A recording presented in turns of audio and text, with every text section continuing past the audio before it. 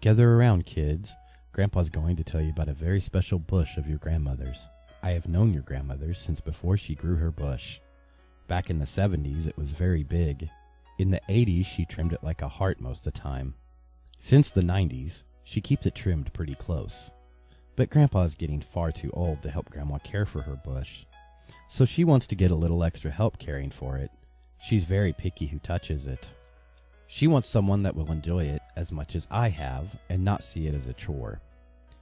So we've decided to give it away for Christmas. The neighbor Carl was my first thought. I see him in the neighbor's bushes all the time. He might know what to do with a bush. But Grandma says he's far too old, and in retrospect she's right. He's older than us.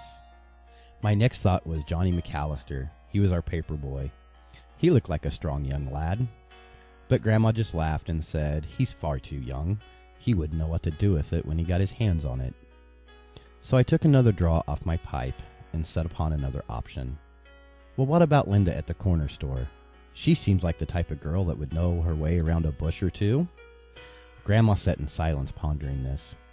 Grandma knows the only lady that has ever taken care of her bush was her, so she thought hard about the decision to let another girl handle her bush.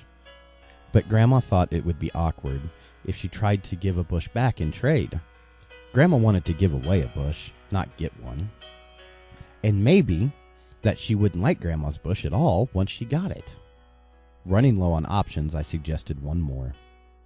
How about we take out an internet ad, Grandma, to see if people were interested in it and pick one of those to give it to?